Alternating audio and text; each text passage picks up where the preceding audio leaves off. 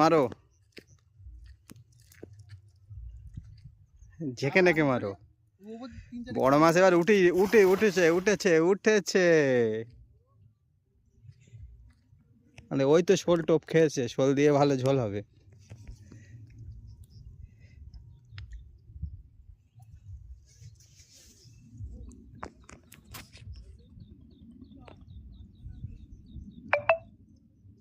উঠেছে, গলা ছাড়া কিছুই উঠবে না, একটা পাশে উঠবে।